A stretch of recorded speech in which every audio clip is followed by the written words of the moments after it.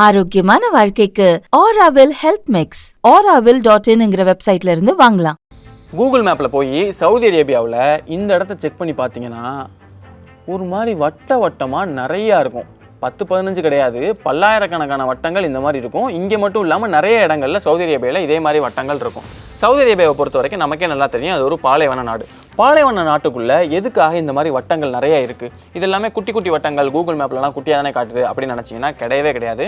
ஒன்று 60-70 ஏக்கர் இருக்கக்கூடிய பெரிய பெரிய வட்டங்கள் தான்.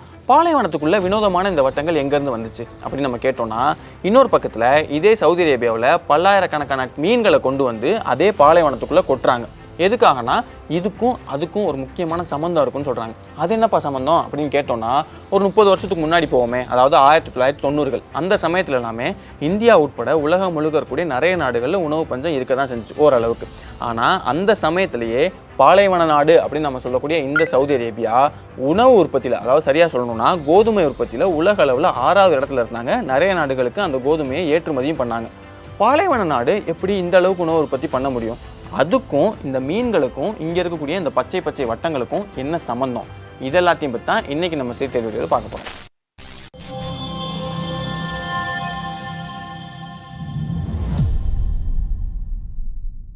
சவுதி அரேபியாவை பொறுத்த வரைக்கும் நமக்கே நல்லா தெரியும், 90% அதிகமாக பாலைவனம் மட்டுமே இருக்கக்கூடிய ஒரு நாடு தான். ஆனால் முன்னாடி காலங்கள் எல்லாமே, அதாவது பல்லாயிரம் ஆண்டுகளுக்கு முன்னாடி கிடைக்கக்கூடிய தொல்பொருள் எச்சங்கள்லாம் எடுத்து பார்க்கும்போது அது பச்சை பசையில் தான் இருந்திருக்கு. ஆனால் அதுக்கப்புறம் ஏற்பட்ட காலநிலை மாற்றங்கள், இந்த மாதிரி நிறைய விஷயங்கள் இருக்குது. அதை பற்றி நம்ம ரொம்ப டீட்டெயிலாக போவேன்னா வேணா இன்னொரு வீடியோவில் பார்த்துக்கலாம். இந்த மாதிரி நிறைய காரணங்களால தான் அங்கே கொஞ்சம் கொஞ்சமாக வறட்சி ஏற்பட ஆரம்பிச்சிருக்கு. இப்போ மழையும் பெய்யாதா அப்படின்னு கேட்டோம்னா ரொம்ப கம்மியான மழை தான் பெய்யும். ஏன்னா அங்கே வரக்கூடிய மலை மேகங்கள் இந்த மேற்கு பக்கம் இருக்கக்கூடிய மலை முகடுகளில் பட்டு இந்த பக்கம் திரும்பி செங்கடலில் எல்லா மழையும் பெஞ்சிருந்தனால இங்க ரொம்ப கம்மியான அந்த மலைமேகங்கள் தான் வந்து ரொம்ப கம்மியான மழை தான் பெய்யுது. அதனால தான் உங்களுக்கு 1930களுக்கு முன்னாடி எல்லாமே அந்த நாட்டுடைய மிக முக்கியமான வருவாயா இருந்தது இந்த மெக்கா இருக்கு இல்லையா, அங்க வரக்கூடிய அந்த பயணிகள், அதுக்கப்புறம் கடல்ல மீன் பிடிக்கிறது, முத்து குளிக்கிறது, இந்த மாதிரியான விஷயங்கள் தான் அங்க வருவாயா இருந்திருக்கு. அந்த சமயத்துல தான் 1938ல் இந்த சவுதி அரேபியாவில் இருக்கக்கூடிய எண்ணெயை மற்ற நாடுகளுக்கு ஏற்றுமதி பண்ணலாம் அப்படிங்கிறது தெரிய வந்திருக்கு. அப்பதான் மாற்றம் நிகழ ஆரம்பிச்சிருக்கு. உலகம் முழுக்க இந்த எண்ணெய் ஏற்றுமதி பண்ண ஆரம்பிச்சதுனால அவங்களுக்கு வருவாய் ரொம்பவே அதிகமாக ஆரம்பிக்குது. மக்கள் கையிலும் காசு நிறையவே புழங்க ஆரம்பிக்குது.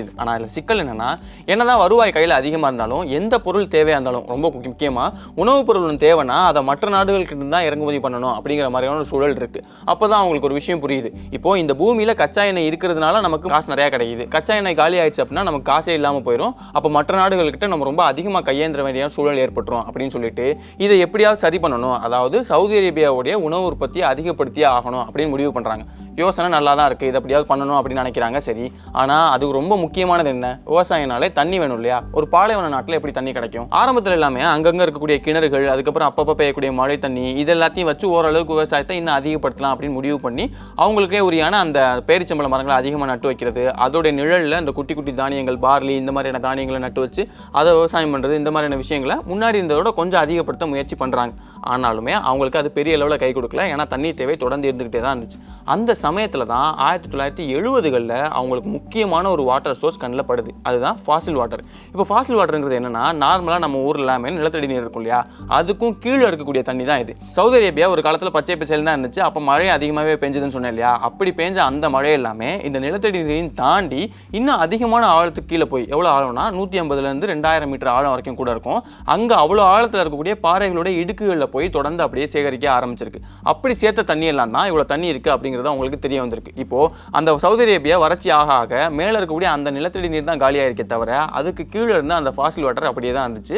அப்போ இந்த தண்ணியை பயன்படுத்தி நம்ம விவசாயத்தை இன்னும் அதிகப்படுத்தலாம் அப்படின்னு அவங்க முடிவு பண்ணுறாங்க. அப்படி விவசாயம் பண்ணுறதுக்கு சொட்டு நீர் பாசனம் மூலமாக தண்ணியை கொண்டு போய் சேர்த்தா இந்த மாதிரி இடங்கள்லாம் கொஞ்சம் எஃபெக்டிவாக இருக்கும். ஆனால் இதில் சிக்கல் என்னன்னா, இவங்க பல்லாயிரக்கணக்கான ஏக்கர் அளவுக்கு விவசாயம் பண்ணலாம் அப்படின்னு முடிவு பண்ணதுனால இப்போ சொட்டு நீர் பாசனத்தில் உங்களுக்கு மொத்த ஏரியாலையும் பைப் போட்டு கொஞ்சம் கொஞ்சமாக தண்ணியை போய் சேர்க்கணும். அதே மாதிரி ஆட்கள் வச்சு அங்கங்கே உரத்தை கொண்டு போய் சேர்த்துக்கிட்டே இருக்கணும்.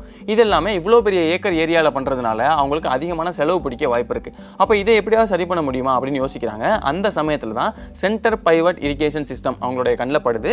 இது அமெரிக்காவில் 1948ல் ஃப்ராங்க் ஜைபக் அப்படிங்கிற விஞ்ஞானி கண்டுபிடிச்சது. இதில் என்ன பண்ணுவாங்கன்னா, இப்போ வாட்டர் சோர்ஸ் இருக்கு இல்லையா, இங்கே வந்து ஃபாசில் வாட்டர், அதை போர் பண்ணி வெளியே எடுத்துருவாங்க. இப்போ அந்த வாட்டர் சோர்ஸ்லேருந்து பைப் போட்டு அந்த பைப்பை இந்த நிலம் இருக்கு இல்லையா, அந்த நிலத்தோட சென்டர் வரைக்குமே கொண்டு வந்து விட்டுருவாங்க. அதுக்கப்புறமா அந்த சென்டர்லேருந்து பெரிய டவர்ஸ்லாம் கட்டி அந்த டவர்ஸில் ஸ்ப்ரிங்க்லர்ஸ் எல்லாம் வச்சு அந்த தண்ணியை சுற்றி அப்படியே அடிக்கிற மாதிரி பண்ணிடுவாங்க. இந்த பைப் சிஸ்டத்தையும் உங்களால் நம்ம ஊர்களில் நிறைய இடங்கள்ல பார்க்க முடியும். இப்போ அந்த ஸ்ப்ரிங்க்லர்லேருந்து வரக்கூடிய அந்த ஹோஸை சப்போர்ட் பண்ணுறதுக்காக மெட்டல் பைப்ஸ் கொடுத்துருப்பாங்க.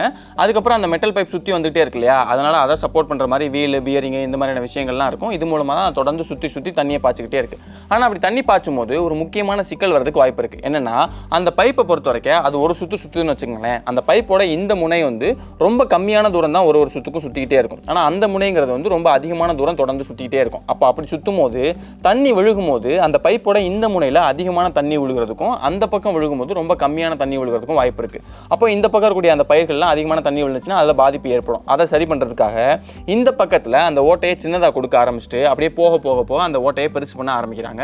அப்போ ஒரு சுற்றி வரும்போது எல்லா பக்கமுமே சரிசமமான தண்ணி தான் போய் சேரும். கரெக்டாக எல்லா செடிகளுக்கும் தண்ணி போய் சேர்ந்துச்சு அப்படின்னா அந்த வளர்ச்சியும் கரெக்டாக இருக்கும். இது போக இந்த சென்ட்ரிபியூட் மூலமாகவே உரம் தெளிச்சுக்க முடியும் அப்படிங்கிறதுனால உங்களுக்கு ஆட்களுடைய தேவை கொஞ்சம் கம்மியாகுது. அது மூலமாக உங்களுக்கு கொஞ்சம் காசு மிச்சமாகுது. இப்போ இந்த சென்ட்ரிபியூட்டை பொறுத்தவரை அது தண்ணி தெளிக்கிறது ஒரு மாதிரி சர்க்கிள் மாதிரியான ஒரு வடிவமைப்பில் இருக்குது. அப்படிங்கிறதுனால தான் சவுதி அரேபியா முழுக்கவே நிறைய இடங்கள்ல இந்த மாதிரி சர்க்கிள் சிஸ்டமாக அந்த வயல்வெளியை வந்து அவங்க அமைச்சிருப்பாங்க. இந்த கிராப் சர்க்கிள்ஸை சவுதி அரேபியாவில் மட்டும் இல்லாமல் உலகம் முழுக்க இருக்கக்கூடிய நிறைய நாடுகளில் இதை பயன்படுத்திட்டு இருக்காங்க. இப்படி ஒரு விஷயம் பண்ணதுனால தான் 1983 87,000 ஹெக்டேராக இருந்த சவுதி அரேபியாவுடைய விவசாய நிலம் அதுக்கப்புறம் 1989 1,18,000 ஹெக்டேராகவும் 1991 1,23,000 ஹெக்டேராகவும் மாறி இருக்கு. அதாவது வெறும் 8 வருஷத்துல முன்னாடி இருந்ததை விட அந்த விவசாய நிலத்தை 1.5 மடங்கு அதிகப்படுத்தியிருக்காங்க சவுதி அரேபியாவில். இது மூலமாக தான் அவங்களுக்கு தேவையான உணவுப் பொருட்களை அதிகமாக உற்பத்தி பண்ண ஆரம்பிச்சு ஒரு கட்டத்தில், அதாவது 1990களுக்கு அப்புறமாலாம் மற்ற நாடுகளுக்கு உணவுப் பொருட்களை ஏற்றுமதி பண்ற அளவுக்கு அவங்க வளர ஆரம்பிக்கிறாங்க. அந்த சமயத்தில் தான் 1990களில்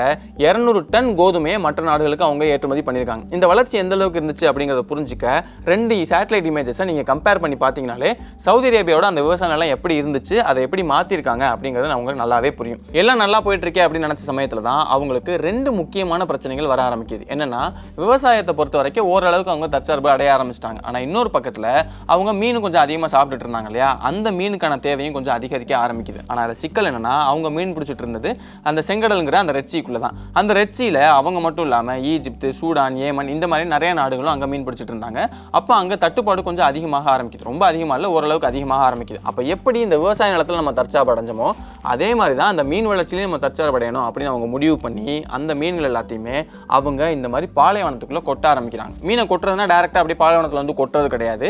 எப்படி இங்கே ஒரு விவசாய நிலத்தை அப்படியே இவ்வளோ பெருசாக உற்பத்தி பண்ண ஆரம்பிச்சாங்களோ அதே மாதிரி இதே பாலைவனத்தில் மீன்களை வளர்க்க ஆரம்பிக்கலாம் அப்படின்னு முடிவு பண்ணுறாங்க. ஆனால் அதில் ஒரு சின்ன சிக்கல் என்னென்னா, பாலைவனத்தை பொறுத்த வரைக்கும் அதில் வெயில் ரொம்பவே அதிகமாக அடிக்கும். அப்படிங்கிறதுனால மீன்களால் அதை தாக்கு பிடிச்சி வளர முடியாது. அப்போ அதை சரி பண்ணணும் அப்படிங்கிறதுக்காக வெயில் கம்மியாக இருக்கக்கூடிய இடங்களான ஜெடா மாதிரியான சில இடங்கள்லாம் சொல்கிறாங்க, அந்த இடங்களை தேர்ந்தெடுத்து அங்கெல்லாம் மீன் வளர்க்க ஆரம்பிக்கிறாங்க. ஆனால் என்னதான் கம்மியான வெயில் இருக்கக்கூடிய இடமா இருந்தாலுமே பொதுவாகவே சவுதி அரேபியாவில் வெயில் அதிகமாக தான் இருக்கும். அப்படிங்கிறதுனால அந்த கம்மியான வெயில் அடிக்கிற இடமா இருந்தாலும் அங்கே வெயில் அதிகமாக தான் இருக்கும். அப்போ அதை சரி பண்ணணும் அப்படிங்கிறதுக்காக அந்த மீன் தட்டில் இருக்கக்கூடிய தண்ணியை தொடர்ந்து மாற்றிக்கிட்டே இருக்கிறது. அதாவது வந்து வெயில் அதிகமாக ஆக அந்த சூடான தண்ணி எல்லாத்தையுமே பம்ப் பண்ணி வெளியே எடுத்துட்டு தொடர்ந்து குளிர்ச்சியான தண்ணியை சேர்க்கறது, இந்த மாதிரியான விஷயங்கள் பண்ண ஆரம்பிக்கிறாங்க. அதே மாதிரி வெயில் அதிகமாக தண்ணியோட ஆக்சிஜன் லெவலுமே மாற ஆரம்பிக்கும். அப்போ அதை சரியாக மெயின்டைன் பண்ணணும் அப்படிங்கிறதுக்காக நாமெல்லாம் அந்த மீன் தொட்டியில் ஏரேட்டர் வச்சிருப்போம் இல்லையா, அதே மாதிரி ஏரேட்டர்ஸ் பெருசாக வைக்கிறது, இந்த மாதிரி முடிஞ்ச அளவுக்கு நிறைய விஷயங்கள் பண்ணி அந்த மீன் வளர்ச்சியை கரெக்டாக மெயின்டைன் பண்ணுறாங்க.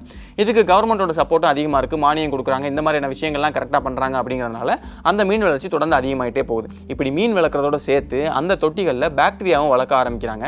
அந்த பாக்டீரியா ஒரு முக்கியமான விஷயம் செய்யுது. என்னன்னா, இப்போ மீன்கள் அமோனியா மாதிரியான கழிவுகளை வெளியிடும் இல்லையா, அந்த கழிவுகளை இந்த பாக்டீரியா நைட்ரைட்ஸாகவும் மாற்றி கொடுக்குது. இது போக மீனுடைய கழிவுகளில் உங்களுக்கு பொட்டாசியம், மெக்னீசியம், நைட்ரைட்ஸ் இந்த மாதிரியான நிறைய சத்துக்கள் வந்து சேருது. அதாவது இந்த சத்துக்கள் எல்லாமே செடி வளர்ச்சிக்கு முக்கியமான சத்துக்களாக இருக்குது. அதனால் என்ன பண்ணுறாங்கன்னா, அந்த தண்ணி எல்லாத்தையும் எடுத்துகிட்டு போய் இவங்க ஏற்கனவே இந்த பாலைவனத்துக்குள்ளே வளர்த்துக்கிட்டு இருக்காங்களே செடிகள், இது எல்லாத்துலேயுமே தொடர்ந்து ஸ்ப்ரே பண்ண ஆரம்பிக்கிறாங்க. அப்போது ஒரு சைக்கிள் அவங்க உருவாக்கிட்டாங்க. அதாவது ஒரு பாலைவனத்தில் அவங்க ஒரு பக்கம் செடி வளர்க்குறாங்க, இன்னொரு பக்கம் அவங்க மீன் வளர்க்குறாங்க.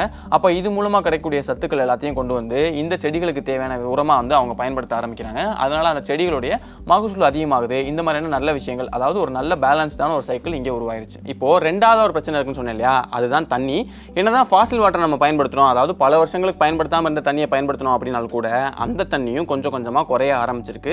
அப்போ இது கண்டிப்பாக ஒரு காலத்தில் முற்றிலுமாக காலி ஆகிடும் அப்படின்னு தெரிஞ்ச உடனே சவுதி அரேபியா சார்பாக நிறைய ரெகுலேஷன்ஸ் கொண்டு வராங்க. வாட்டர் ரெகுலேஷன்ஸ் மாதிரி, அதாவது இவ்வளோ தண்ணி தான் பயன்படுத்தணும், லைசன்ஸ் இருக்குது, இந்த மாதிரியான விஷயங்களை கொண்டு வராங்க. ஆனால் ஒரு விவசாய நிலத்தில் இதெல்லாம் ப்ராக்டிக்கலாக வேலை செய்யுமா அப்படின்னு கேட்டோம்னா, விவசாயனாலே தண்ணி ரொம்ப முக்கியம். அப்போ அங்கே போய் நான் லைசன்ஸ்லாம் கொண்டு வரேன்னு சொன்னோன்னா அது வேலைக்கே ஆகாது அப்படின்னு சொல்லி முடிவு பண்ணுறாங்க. அப்போ இதை எப்படியாவது சரி பண்ணணுமே அப்படின்னு யோசிக்கும் போது தான் ரொம்ப முக்கியமான ஒரு சோர்ஸ் அவங்க கண்ணில் படுது. அதுதான் என்னென்னா, இப்போ சவுதி அரேபியாவை பொறுத்த வரைக்கும் இந்த பக்கம் ஃபுல்லாக என்ன இருக்குது, உங்களுக்கு தண்ணி தானே, அடே அது உப்பு தண்ணிடா அப்படின்னு நீங்கள் யோசிச்சிங்கன்னா உப்பு தண்ணியாக இருந்தாலுமே அந்த உப்பு தண்ணியை நல்ல தண்ணியாக மாற்ற முடியும் அப்படிங்கிறது நமக்கு நல்லா தெரிஞ்சதுன்னா அதுதான் டீசாலினேஷன் பிளான்ஸ். இந்த டீசாலினேஷன் பிளான்ஸ் எப்படி வேலை செய்யுது, எப்படி கடல் தண்ணியை அது உப்பு தண்ணியாக மாற்றுது, அதில் என்னென்ன மாதிரியான டெக்னிக்ஸ்லாம் இருக்குது, எப்படி மற்ற நாடுகள் எல்லாமே இந்த கடல் தண்ணியை பயன்படுத்தி அதை நல்ல தண்ணியாக மாற்றி அவங்க நாட தன்னிறைவு அடைய வச்சாங்க அப்படிங்கிறத பற்றி ரொம்ப டீட்டெயிலான வீடியோ பண்ணியிருப்போம். அந்த வீடியோக்கான லிங்க் கூட நான் வீடியோ முடிஞ்சதுக்கப்புறம் தரேன். அதை கிளிக் பண்ணிங்கன்னா அந்த ப்ராசஸ் எல்லாமே உங்களுக்கு தெளிவாக புரியும். இந்த டீசாலினேஷன் பிளான்ஸை அவங்க ரொம்ப வெற்றிகரமாக சவுதி அரேபியாவில் பண்ண ஆரம்பிச்சு, ஏன்னா இப்போ நீங்கள் உலகம் முழுக்க எந்த நாடுகள்லாம் டீசாலினேஷன் பிளான்ஸ் அதிகமாக கட்டியிருக்காங்க அப்படின்னு ஒரு லிஸ்ட் எடுத்து பார்த்தீங்கன்னா அதில் சவுதி அரேபியா டாப் 5லேயே இருக்குது. அந்த அளவுக்கு ரொம்ப அதிகமான டீசாலினேஷன் பிளான்ஸ் அவங்க கட்டி முடிச்சிட்டாங்க. இந்த டீசாலினேஷன் பிளான்ஸ் கட்டுறது, அது போக இந்த சென்டர் பிவட் இரிகேஷன் சிஸ்டம், இந்த மாதிரி நிறைய விஷயங்கள் பண்ணது மூலமாக தான் அவங்க இன்னைக்கு உணவு உற்பத்தியில் ரொம்ப முக்கியமான இடத்துல இருக்காங்க. 2020 வரைக்கும் பார்க்கும்போது 55% அந்த நாட்டுக்கு தேவையான உணவு எல்லாத்தையுமே அவங்களே உற்பத்தி பண்ணிக்கிறதா அவங்க சொல்கிறாங்க. இதை 100% 2030க்குள்ளே மாற்றணும் அப்படிங்கிறது தான் எங்களோட இலக்கு அப்படின்னு சொல்லி அவங்களுடைய அரசாங்கம் சார்பாக சொல்லியிருக்காங்க. அதுக்கான வேலைகளையும் அவங்க ரொம்ப தீவிரமாக பண்ணிட்டு இருக்காங்க. 2030க்கு இன்னும் ரொம்ப நாள்லாம் இல்லை, ரொம்ப சீக்கிரமாகவே வந்துடும். அதனால் நம்ம வெயிட் பண்ணி பார்த்தாலே தெரிஞ்சிடும் இவங்க நிஜமாலே சொன்ன மாதிரியே தன்னிறைவு அடைகிறாங்களா, இல்லை அதுக்கு முன்னாடி ஏதாவது பிரச்சனை வந்து அதை எப்படியாவது சரி பண்ணுறாங்களா அப்படிங்கிறது நம்ம கண்ணு முன்னாடியே தெரிய போகுது. வெயிட் பண்ணி பார்ப்போம். இப்போ இந்த கொஞ்ச நேரத்துக்கு முன்னாடி டீசாலினேஷன் பிளான் சொன்னேன் இல்லையா, அந்த கடல் தண்ணியை எப்படி நல்ல தண்ணியாக மாற்றுறாங்க அப்படிங்கிறத பற்றி அந்த வீடியோ நீங்கள் பார்க்கணும்னு நினச்சிங்கன்னா அந்த வீடியோக்கான கார்டு நான் சைடில் தரேன். அதை கிளிக் பண்ணிங்கன்னா நீங்கள் அந்த வீடியோ டீட்டெயிலாக பார்க்கலாம். இன்னொரு நாள் இன்னொரு வீடியோவில் சந்திக்கிறேன்.